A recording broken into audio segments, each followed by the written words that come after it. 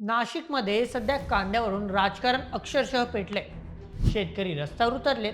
मुंबई आग्रा महामार्ग रोखण्यात आलाय आणि आरोप इतके गंभीर आहेत की आता थेट सरकार, नाफेड आणि मोठ्या बिल्डरांचं नाव या आंदोलनात घेतलं जात आहे. चांदवड चौफुलीवर हजारो शेतकऱ्यांनी चक्काजाम आंदोलन केलं आणि या आंदोलनाचं नेतृत्व केलं राष्ट्रवादी काँग्रेस शरद पवार गटाचे आमदार रोहित पवार यांनी. परंतु हा लढा फक्त कांद्यांच्या भावापुरता मर्यादित नाही, तर यामागे भ्रष्टाचार, दलाली आणि शेतकऱ्यांच्या नावावर सुरू असलेल्या मोठ्या खेळाचे आरोप आता समोर येऊ लागले आहेत. काय आहे हे प्रकरण, चला सविस्तर पद्धतीने जाणूया आजच्या व्हिडिओमध्ये. तर मित्रांनो, सर्वात आधी समजून घेऊया की हा संघर्ष नेमका सुरू कशामुळे झाला. गेल्या काही दिवसांपासून कांद्याचे दर सातत्याने घसरत आहेत. अनेक ठिकाणी शेतकऱ्यांना 5 ते 6 रुपये किलो दराने कांदा विकावा लागत असल्याचं सांगितलं जात आहे. विचार करा, ज्या कांद्यासाठी शेतकरी रात्रंदिवस मेहनत करतो, पाणी, मजुरी, खत, औषध यावर हजारो रुपये खर्च करतो, तोच कांदा विकताना उत्पादन खर्चही निघत नाही. आणि याच संतापातून चांदवडमध्ये शेतकरी क्रांती महामोर्चा काढण्यात आला. या आंदोलनात महाविकास आघाडीचे अनेक मोठे नेते सहभागी झाले होते. काही नेत्यांनी तर गळ्यात कांद्याच्या माळा घालून सरकार विरोधात जोरदार घोषणाबाजी देखील केली. या आंदोलनाची धग इतकी मोठी होती की आंदोलनाच्या आधीच केंद्र सरकारने कांदा खरेदी दरात वाढ जाहीर केली. सरकारने खरेदीचा दर 1235 रुपयांवरून थेट 1580 रुपये प्रति क्विंटल करण्यात आला. परंतु रोहित पवारांनी स्पष्ट शब्दात सांगितलं, हे फक्त ट्रेलर आहे, खरा चित्रपट अजून बाकी आहे. त्यांची मुख्य मागणी काय, तर शेतकऱ्यांच्या किमान 24 रुपये प्रति किलो दर मिळालाच पाहिजे. तोपर्यंत आंदोलन थांबणार नाही. रोहित पवारांचा आरोप आहे की दिल्ली आणि मुंबईतली सरकारं झोपली आहेत आणि त्यांना जाग आणण्यासाठीच हा महामार्ग रोखण्यात आला. परंतु आता या प्रकरणात सर्वात मोठा आणि खळबळजनक आरोप समोर आलाय, तो म्हणजे नाफेड आणि NCCFच्या कांदा खरेदीवर. सरकारने उन्हाळ कांद्यांसाठी 2 लाख मेट्रिक टन खरेदीची घोषणा केली आहे. परंतु रोहित पवारांनी या संपूर्ण प्रक्रियेवरच प्रश्न उपस्थित केले आहेत. त्यांचा थेट आरोप काय आहे, तर नाफेडच्या कांदा खरेदीत शेतकऱ्यांचं नाही तर सत्ताधाऱ्यांच्या जवळच्या लोकांचं घर भरलं जात आहे.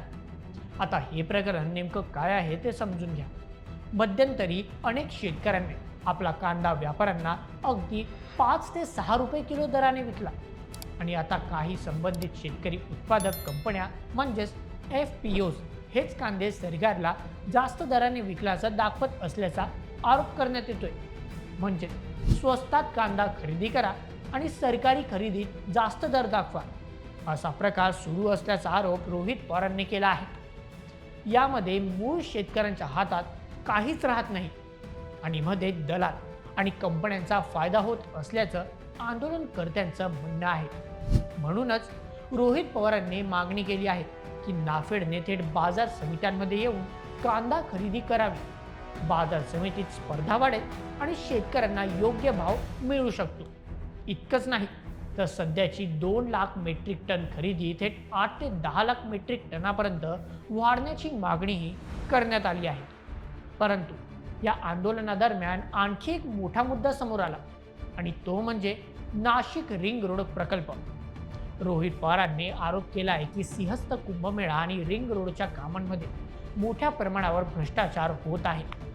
सिंहस्थ कुंभमेळ्यासाठी हजारो कोटी रुपयांची कामं सुरू आहेत.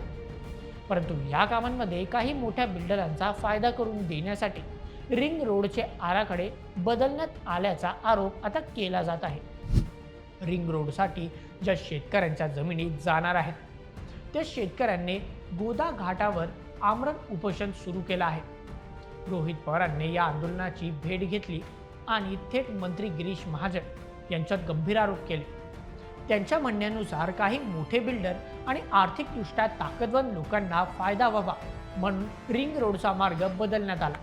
रोहित पवारांनी तर थेट इशाराच दिलाय की 2 जून रोजी होणाऱ्या पत्रकार परिषदेत ते संबंधित बिल्डरांची नावं आणि कथित काळा बाजाराचा संपूर्ण कच्चा चिट्टा जाहीर करणार आहेत. म्हणजेच एकीकडे कांद्याला भाव नाही आणि दुसरीकडे सरकारी खरेदीवर प्रश्नचिन्ह आणि तिसरीकडे हजारो कोटींच्या प्रकल्पांवर भ्रष्टाचाराचे आरोप. या सगळ्यांमुळे नाशिकसह संपूर्ण महाराष्ट्रातील राजकारण आता चांगलंच तापलं आहे. आता खरा प्रश्न असा आहे, शेतकऱ्यांच्या नावावर सुरू असलेला हा कथित खेळ खरंच थांबणार का? नाफेड खरेदीमध्ये पारदर्शकता येणार का? आणि 2 जूनला रोहित पवार नेमकं कोणतं मोठं खुलासे करणार? तुम्हाला काय वाटतं? कांदा खरेदीत खरंच शेतकऱ्यांची फसवणूक होत आहे का? तुमचं मत आम्हाला कमेंटमध्ये नक्की कळवा आणि अशाच व्हिडिओसाठी सबस्क्राईब करा बोल MH आपल्या यूट्यूब चॅनलला. धन्यवाद.